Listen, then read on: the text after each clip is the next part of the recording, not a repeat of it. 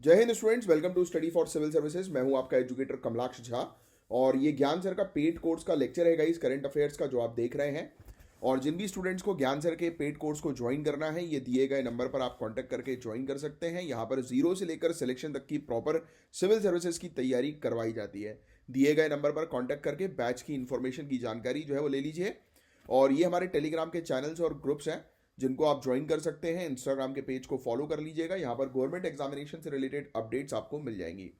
और इसके अलावा ये सब टॉपिक्स हैं आज के, जिनको हम लोग एक एक करके डिटेल में कवर करने वाले हैं। और अभी तक आपने लाइक का बटन हिट नहीं किया तो लाइक का बटन जरूर हिट कर दीजिएगा। गाइस, हम काफी इंपॉर्टेंट टॉपिक के बारे में बात करने वाले हैं, इंडिया की कल्चरल हेरिटेज मैपिंग के बारे में। मिनिस्ट्री ऑफ कल्चर ने कुछ ऐसे इनिशिएटिव लिए हैं जो सिर्फ ना हमारी धरोहर को संभालेगा बल्कि हमारी सांस्कृतिक विरासत पर गर्व भी करवाएगा। इस टॉपिक को डिटेल में समझते हैं बहुत ही सिंपल तरीके से। तो सबसे पहले बात करते हैं national mission on cultural mapping के बारे में। यह मिशन 2017 में लॉन्च हुआ था और इसका मेन ऑब्जेक्टिव था हर एक इंडियन गांव के यूनिक कल्चरल कैरेक्टरिस्टिक्स को डॉक्यूमेंट करना। प्रोग्राम्स जैसे हमारी संस्कृति हमारी पहचान, इसके थ्रू अवेयरनेस बढ़ाना, कल्चरल टूरिज्म और हेरिटेज प्रिजर्वेशन के जरिए रूरल एरियाज को इकोनॉमिक अपॉर्चुनिटी से जोड़ना। अब इस मिशन के अंडर एक national cultural working place portal यानी कि वेबसाइट भी बनाया गया है। इस वेबसाइट का काम है एक प्लेटफॉर्म प्रोवाइड करना जहां अलग अलग आर्ट फॉर्म्स और आइडियाज शेयर हो सके। जरा सोचिए कि आपके गांव में कौन सी यूनिक बात है जो पूरे इंडिया को पता चलनी चाहिए। कभी कभी इंटरव्यू में इस प्रकार के क्वेश्चंस भी आ जाते हैं। 2023 में मेरा गांव मेरी धरोहर पोर्टल लॉन्च हुआ। इसका मेन ऑब्जेक्टिव था 6.5 लाख गांव की कल्चरल हेरिटेज को डॉक्यूमेंट करना। अभी तक 4.5 लाख गांव की डिटेल्स अपलोड हो चुकी है। डेटा में इंक्लूड है गांव के फेस्टिवल्स, उनके ओरल ट्रेडिशंस, आर्ट फॉर्म्स और खाने की चीजें। हिस्टोरिकल लैंडमार्क्स और फेमस आर्टिस्ट भी इसके अंदर शामिल हैं। इस डॉक्यूमेंटेशन को अलग कैटेगरी में डिवाइड किया गया है, जैसे आर्ट्स और craft village, socialistic villages, epic villages जो रामायण और महाभारत से जुड़े हैं। सोच के देखिए आपके गांव की कौन सी चीज इन कैटेगरीज में फिट होती है। अब बात करते हैं मॉन्यूमेंट्स ऑफ नेशनल इंपॉर्टेंस की। ये वो हेरिटेज साइट है जो हमारी कल्चरल और हिस्टोरिकल रिचनेस को दिखाती है, जैसे टेम्पल्स, फोर्ट्स और आर्कियोलॉजिकल साइट्स। लीगल फ्रेमवर्क के हिसाब से ये मॉन्यूमेंट्स AMASR एक्ट 1958 के अंडर प्रोटेक्टेड है। लेकिन एक बड़ा चैलेंज है अर्बनाइजेशन और निग्लेक्ट का, क्योंकि गांव की तरफ बहुत कम ध्यान दिया जाता है। कुछ मॉन्यूमेंट्स को तो डीलिस्ट भी करना पड़ा क्योंकि उनका कंजर्वेशन प्रॉपर नहीं था, उनका संरक्षण प्रॉपर नहीं था। अपार्ट फ्रॉम NMCM और MGMD, ये जो इनिशिएटिव्स हैं, कुछ और इनिशिएटिव्स भी जो हमारी कल्चर को प्रमोट करते हैं, जैसे कला संस्कृति विकास योजना, आर्टिस्ट और कल्चरल ऑर्गेनाइजेशन को यह सपोर्ट करता है। एक भारत श्रेष्ठ Bharat inter state cultural exchange को प्रमोट करता है आपस में राज्यों के बीच में। स्वदेश दर्शन स्कीम, जिसके बारे में तो आप जानते हैं, टूरिस्ट सर्किट के ऊपर फोकस करता है। फिर प्रसाद स्कीम के बारे में भी आपको पता है कि जो भी पिलग्रिमेज और स्पिरिचुअल हेरिटेज है, यानी कि जो भी मंदिर वगैरह है, तो उनको दोबारा से रेजुविनेट करता है, वहां पर बेस्ट क्लास फैसिलिटीज प्रोवाइड कराता है टूरिस्ट के लिए। ये स्कीम ना ही सिर्फ कल्चर को प्रिजर्व कर रही है बल्कि टूरिज्म और एम्प्लॉयमेंट की नई अपॉर्चुनिटीज भी क्रिएट कर रही हैं। सो गाइस, कल्चरल मैपिंग और प्रिजर्वेशन के ये प्रयास सिर्फ हमारी धरोहर को बचाने तक सीमित नहीं है, ये गांव क्षेत्र की आर्थिक व्यवस्था को मजबूत करने पर फोकस करते हैं, फ्यूचर जनरेशंस के लिए हमारी आइडेंटिटी प्रिजर्व करते हैं और ग्लोबल स्टेज पर इंडिया की कल्चरल विजिबिलिटी को बढ़ाते हैं। हमें भी इसमें अपना योगदान जो है वो देना चाहिए बाय सपोर्टिंग लोकल आर्टिस्ट या फिर ट्रेडिशंस को प्रिजर्व करवा के। और क्योंकि इन फ्यूचर जब आप एडमिनिस्ट्रेटर बनोगे, ब्यूरोक्रेट बनोगे, तब आपका ये भी काम होगा। इस तरीके से डेवलपमेंटल प्रोजेक्ट्स आपको जो है वो दिए जाएंगे और स्टार्टिंग तो आपकी इनिशियल जो रहेगा वो आपको छोटी सी डिस्ट्रिक्ट वगैरह जो है वो मिलेगी, जहां पर आपको इन्हीं सब डेवलपमेंट एक्टिविटीज पर फोकस करना है। तो इसलिए ये टॉपिक आप लोगों के लिए सबसे ज्यादा इंपॉर्टेंट है। तो होपफुली ये टॉपिक आपको जो है वो अच्छे से समझ में आया होगा। प्रीलिम्स के लिए इसमें काफी सारी चीजें थी, स्पेशली इसके जो इनिशिएटिव्स है ना, ये ध्यान में रखना क्योंकि ये एग्जामिनेशन में अक्सर पूछे जाते हैं।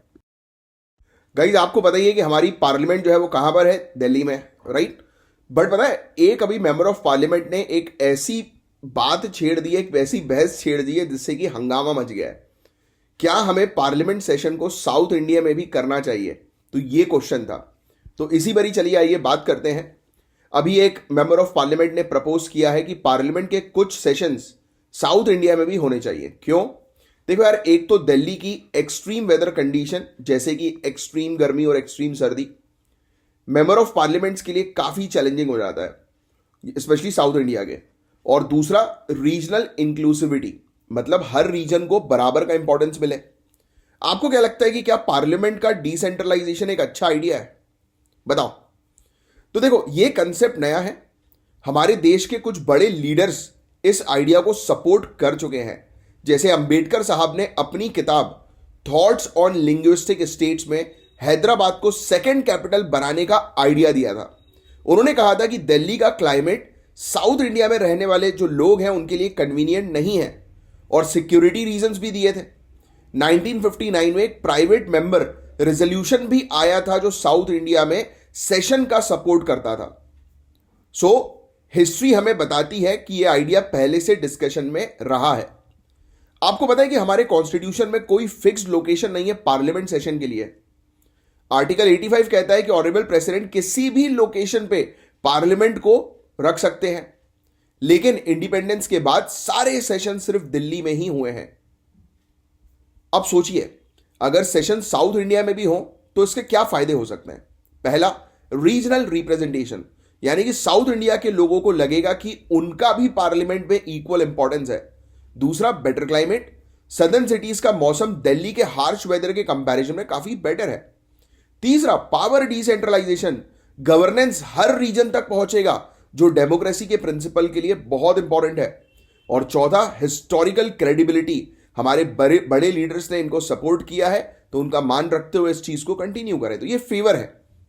अब सुनो, पर कुछ चैलेंजेस भी हैं, चीजें इतनी सिंपल नहीं है। पहला, लॉजिस्टिक्स, पार्लियामेंट की सारी फाइल्स, स्टाफ्स और इंफ्रास्ट्रक्चर को शिफ्ट करना बहुत एक्सपेंसिव और डिफिकल्ट हो सकता है। दूसरा, रीजनल पोलराइजेशन, कुछ लोग बोलते हैं कि नॉर्थ और साउथ का डिवाइड और ज्यादा हो सकता है इसके कारण। और तीसरा, इंस्टीट्यूशनल कंटिन्यूटी, दिल्ली में पार्लियामेंट का सिस्टम पिछले 70 सालों से स्मूथ चल रहा है, तो चेंजेस की जरूरत क्यों है? राइट? क्योंकि अगर चेंज किया तो हो सकता है कि कुछ गड़बड़ी हो जाए, और इवन इतनी कॉन्फिडेंशियल फाइल्स जब शिफ्ट होंगी तो खतरा भी है उन फाइल्स के नष्ट होने का, चोरी होने का। अब दुनिया की कुछ कंट्रीज हैं जिन्होंने मल्टीपल कैपिटल्स का सिस्टम अडॉप्ट किया। जैसे साउथ अफ्रीका में देखोगे आप, तो वहां पर आपको लेजिस्लेटिव, एडमिनिस्ट्रेटिव और जुडिशियल कैपिटल अलग हैं। ऑस्ट्रेलिया के कैनबेरा एक न्यूट्रल लोकेशन पर बनी थी, सिडनी और मेलबर्न के बीच बैलेंस बनाने के लिए।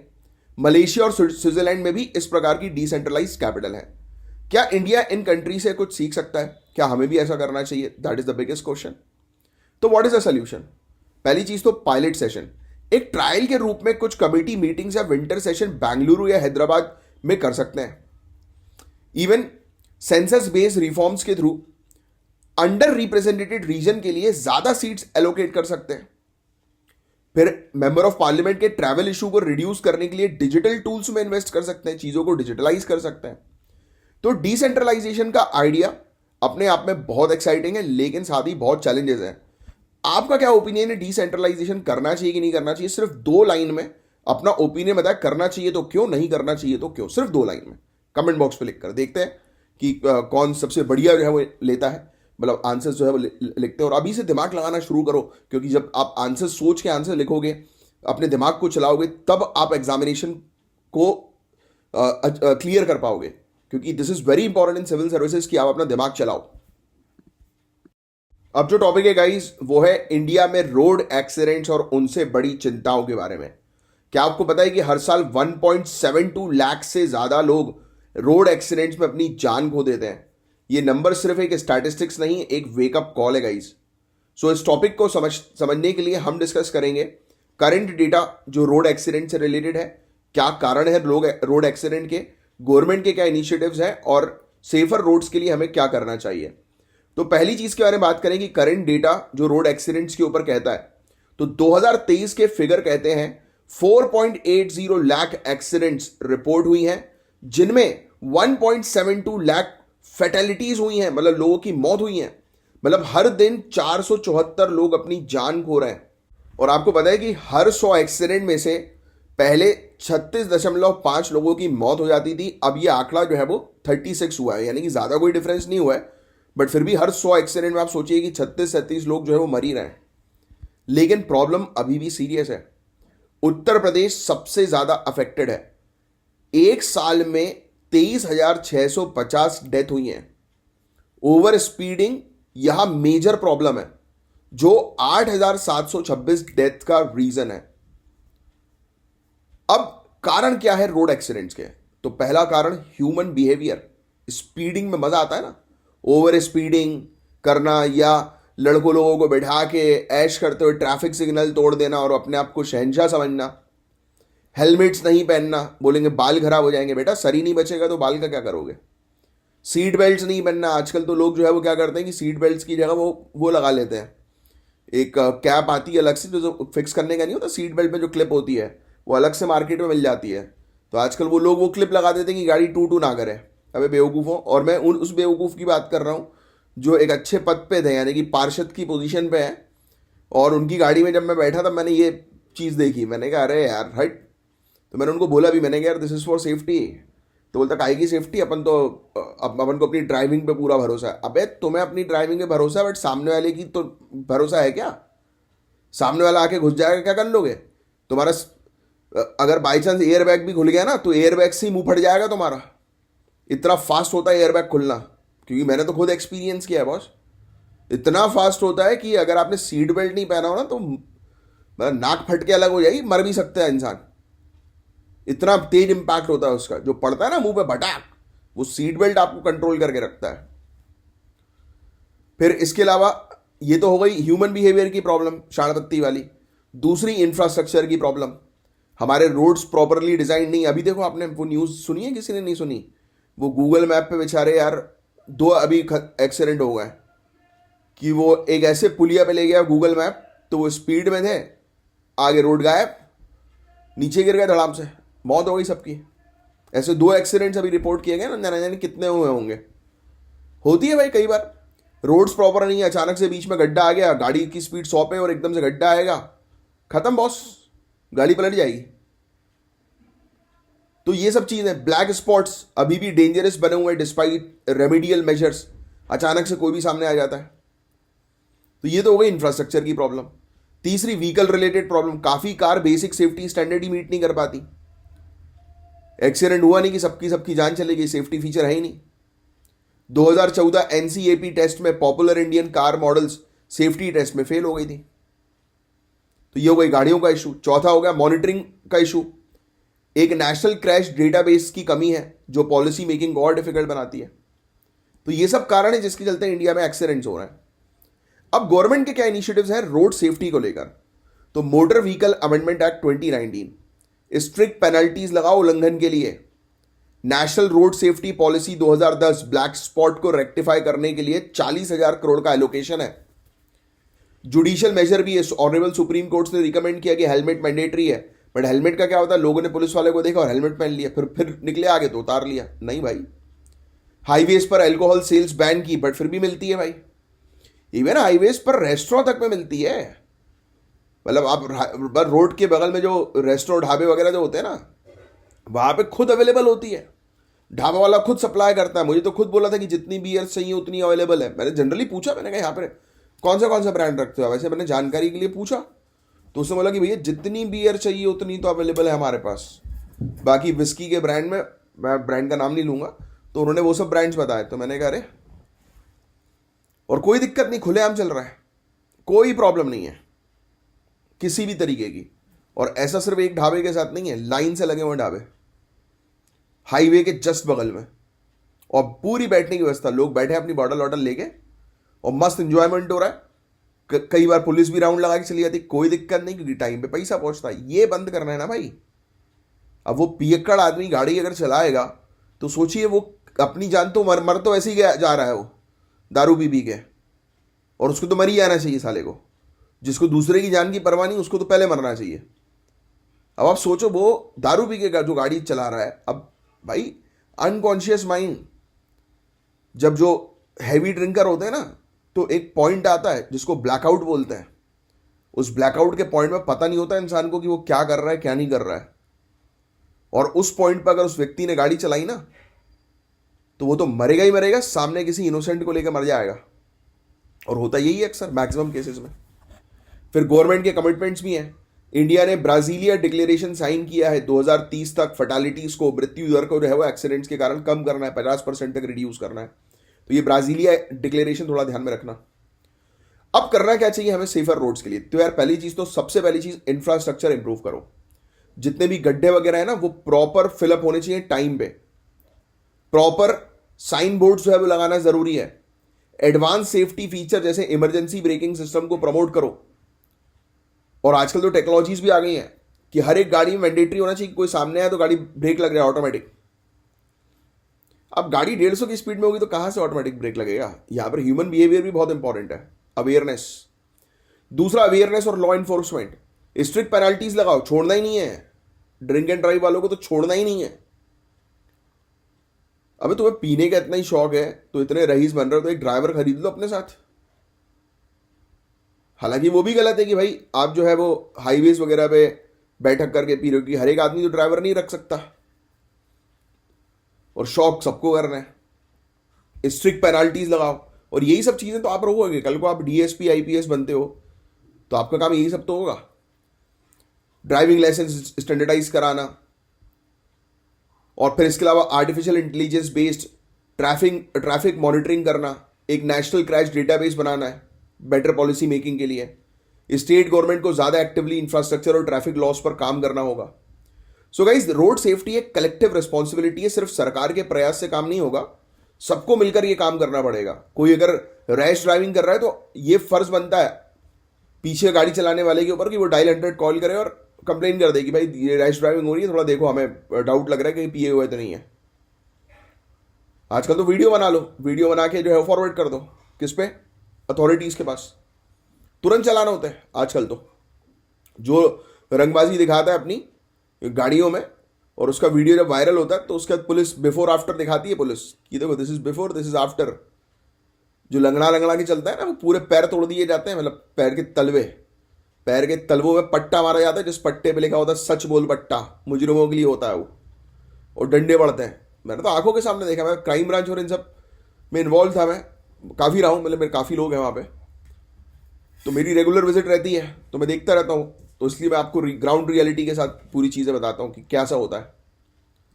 तो ये स्ट्रिक्ट कर देना चाहिए। और आप भी अपने आसपास लोगों को अवेयर करें, हेलमेट्स और सीट बेल्ट्स का यूज़ करके शुरुआत करिए। आप में से भी जो लोग भी अगर अवॉइड कर रहे हैं सीट बेल्ट हेलमेट, तो ये बिल्कुल गलती मत करिए। मैं जब भी गाड़ी में बैठता हूँ सबसे पहले मेरा सीट बेल्ट जो है वो लगता है, फिर गाड़ी स्टार्ट होती है। ये रूल है, तो ये रूल जो है वो सभी को अपनाना है। ट्रैफिक रूल्स का पालन प्रॉपर करना है, एग्जाम्पल सेट करिए प्रॉपर पालन करके। आखिर में एक सिंपल बात याद रखिए, जिंदगी प्राइसलेस है बॉस, उससे रिस्क नहीं लेना है। सो होपफुली ये टॉपिक आपको जो है अच्छा लगा होगा, और अवेयरनेस क्रिएट करिए इस टॉपिक के जरिए सभी के साथ। अब हम बात करेंगे वन रैंक वन पेंशन के बारे में, यानी कि OROP के बारे में। एक ऐसी स्कीम जो हमारे देश के फौजियों के लिए एक बड़ा बदलाव लेकर आई है। सो समझते हैं इसकी हिस्ट्री, इसका इंपॉर्टेंस और इसका इम्पैक्ट जो है वो बहुत सिंपल शब्दों में। सबसे पहले गाइस ये समझना जरूरी है कि वन रैंक वन पेंशन का मतलब क्या है। सिंपल शब्द में मैं आपको समझाऊं तो एक ही रैंक पर रिटायर होने वाले फौजियों को एक ही पेंशन मिलेगी, चाहे उन्होंने किसी भी साल रिटायर किया हो। फॉर एग्जाम्पल, अगर एक मेजर साहब ने 1980 में रिटायर किया और एक और मेजर ने 2015 में, तो दोनों की पेंशन सेम होगी। इसका पर्पस है फौजियों के बीच पेंशन डिस्पैरिटीज को खत्म करना और उनकी डिग्निटी और वेलफेयर को इंश्योर करना। बात समझ में आई कि वन रैंक वन पेंशन, बहुत नाम से समझ में आ रहा है। सो इसका आइडिया पहली बार 1984 में KP सिंह देव कमेटी के रिकमेंडेशन में आया था। तो याद रखना, KP सिंह देव कमेटी, इन्होंने रिकमेंड किया था वन रैंक वन पेंशन के बारे में 1984 में। तब से हर सेंट्रल पे कमीशन ने इसे या तो अपोज किया या बोला कि इंप्लीमेंट करना मुश्किल है, बट 2015 में फाइनली इसे इंप्लीमेंट किया गया। Thanks to Rajya Sabha petition committee, इन्होंने स्ट्रॉन्ग एक्शन लिया। तो आप देख ही रहे हो ये कितना लंबा स्ट्रगल था, कितने लंबे समय का स्ट्रगल था, फिर जाके ये 2015 में फाइनली इंप्लीमेंट हुआ। अब स्कीम के कुछ इंपॉर्टेंट फीचर्स आइए समझते हैं। पहला फीचर है fair pension calculation. Pension rank और सर्विस लेंथ के बेसिस पर कैलकुलेट होती है कि क्या रैंक है और कितने समय तक वो इस रैंक में है, और अननेसेसरी डिस्पैरिटीज खत्म होती है इससे। दूसरा, रेगुलर रिवीजन, हर 5 साल में पेंशन रिवाइज होती है। जैसे पहली बार 1 जुलाई 2019 को रिवाइज की गई थी। फिर वाइड बेनिफिशियरी बेस, 25 लाख से ज्यादा armed forces pensioners including war widows and disabled person इसका बेनिफिट लेते हैं। चौथा, फाइनेंशियल कमिटमेंट, हर साल गवर्नमेंट इस पे 8,450 करोड़ रुपए जो है वो खर्च करती है। मतलब ये एक बहुत बड़ा फिस्कल कमिटमेंट हम लोग को देखने को मिलता है, यानी कि सरकार की तरफ से काफी पैसा जो है वो इसमें इन्वॉल्व रहता है। अब वन रैंक वन पेंशन के बेनिफिट्स सिर्फ गाइस फौजियों तक लिमिटेड नहीं है, बल्कि इसका एक ब्रॉडर सोशियो इकोनॉमिक इंपैक्ट भी है। एक्स सर्विसमैन और उनकी फैमिलीज की फाइनेंशियल सिक्योरिटी ये बढ़ाती है। इसके अलावा पेंशन से लोकल इकोनॉमी अपलिफ्ट होती है, स्पेशली गांव क्षेत्रों में जहां ज्यादातर वेटरन्स रहते हैं, और ये स्कीम हमारी सोसाइटी की ग्रैटिट्यूड दिखाती है और फौजियों के लिए रिस्पेक्ट और बढ़ाती है। अब बात करते हैं इस स्कीम को इंप्लीमेंट करने में जो डिफिकल्टीज हो रही हैं। So guys, initial estimate 500 crore था, बट अब 8,000 से 10,000 करोड़ तक एनुअल कॉस्ट है। सोचो, कहां 500 करोड़ और कहां 8,000 10,000 करोड़। हिस्टोरिकल सर्विस रिकॉर्ड को रिट्रीव करना, यानी कि पुराने रिकॉर्ड को जो है वो दोबारा से वो करना, रिट्रीव निकालना और उन्हें वेरीफाई करना काफी मुश्किल होता है। लीगल और लॉजिस्टिक हर्डल्स भी है जो यूनिफॉर्म इंप्लीमेंटेशन को मुश्किल बना देते हैं। एक और इंटरेस्टिंग बात, ऑनरेबल सुप्रीम कोर्ट ने recently one rank one pension की कॉन्स्टिट्यूशनल वैलिडिटी को बरकरार किया। उन्होंने क्लैरिफाई किया कि रिटायरमेंट डेट्स के बेसिस पर वेरिएशंस वैलिड है, क्योंकि वो करियर प्रोग्रेशन और पे स्ट्रक्चर्स को रिफ्लेक्ट करती हैं। So guys, one rank one pension सिर्फ एक पॉलिसी नहीं, बल्कि हमारे फौजियों के प्रति एक सम्मान है। इसके चैलेंजेस जरूर है, लेकिन इसका इंपैक्ट उनकी वेलफेयर और डिग्निटी पर डायरेक्टली पड़ता है। तो ये था गाइज एक overall topic one rank one pension से रिलेटेड। गाइज, आपको पता ही है कि भारत की गाय भैंस के बिना किसानों का जीवन अधूरा है।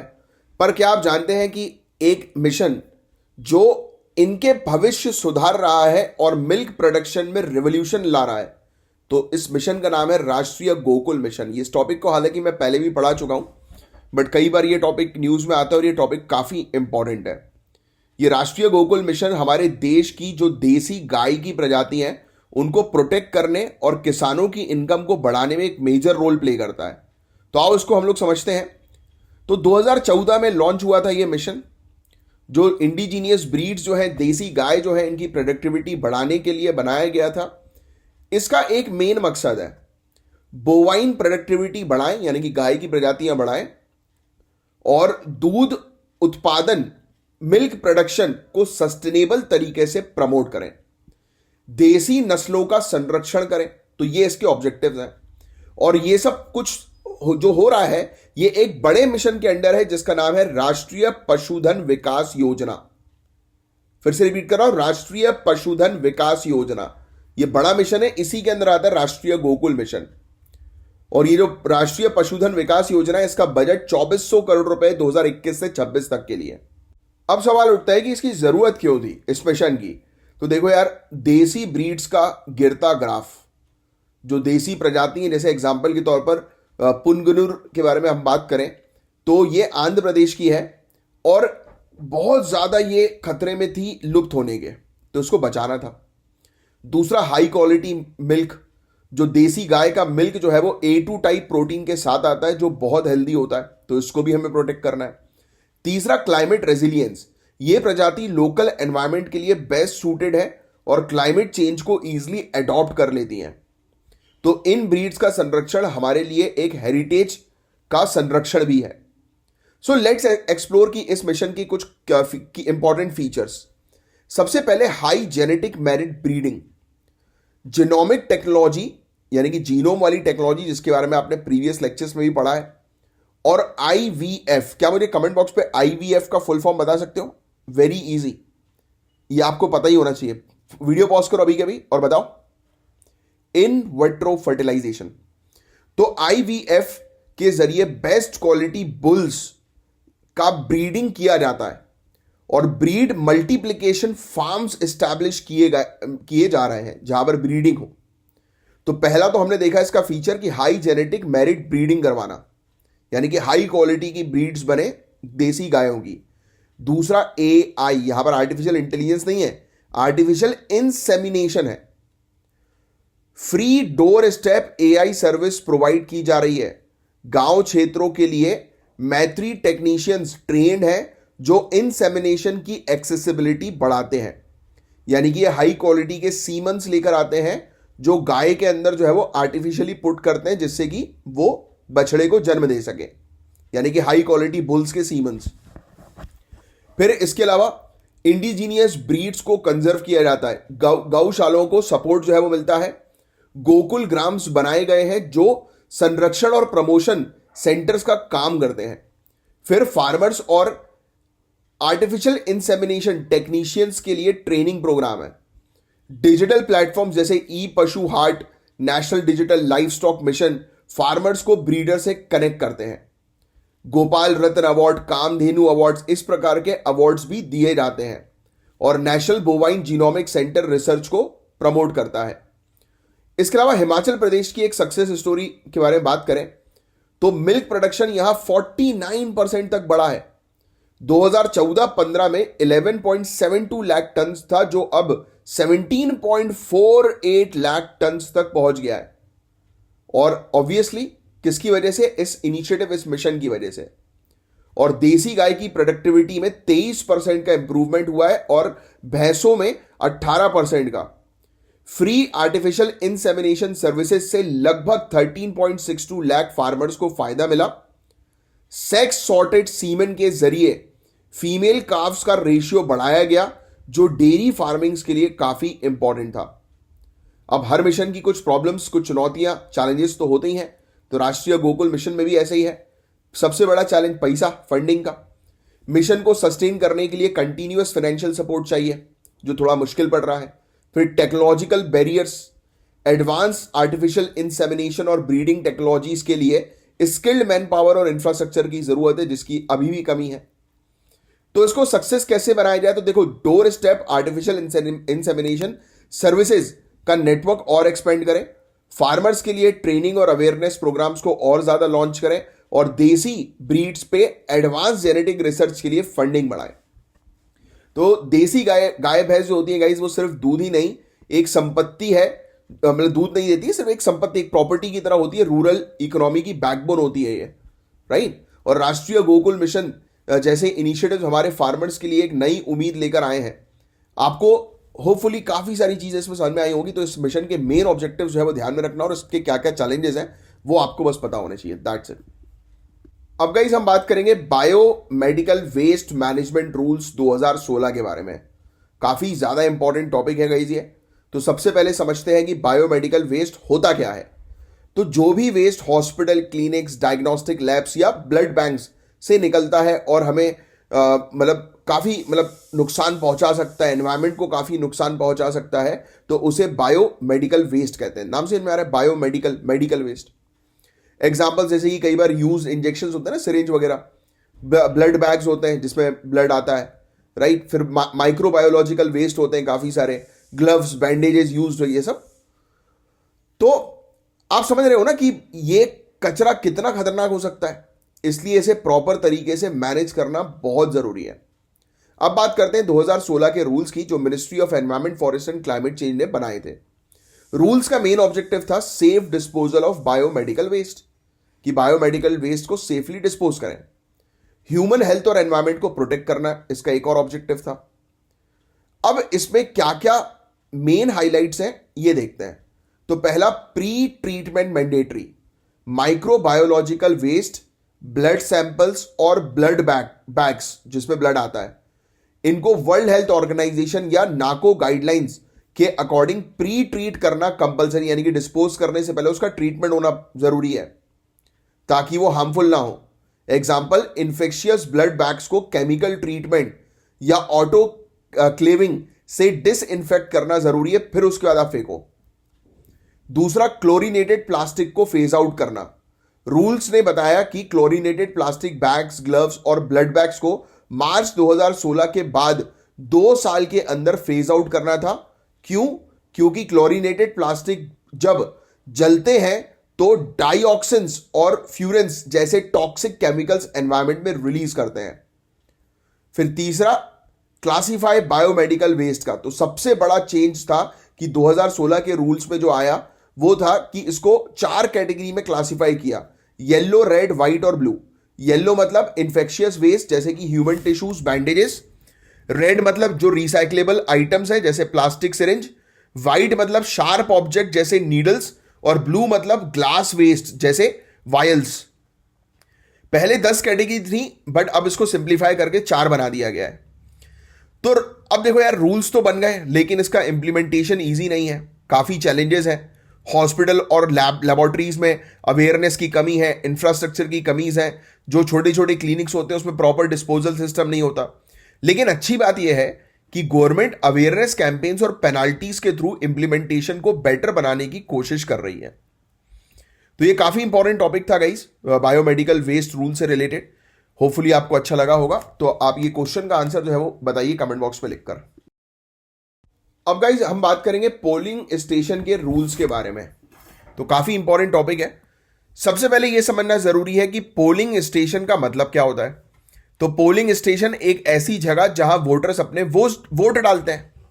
भाई, इलेक्शन कमीशन ऑफ इंडिया ने अभी नए रूल्स के हिसाब से हर पोलिंग स्टेशन पर अब मैक्सिमम 1500 वोटर्स होंगे, ये सेट कर दिया है।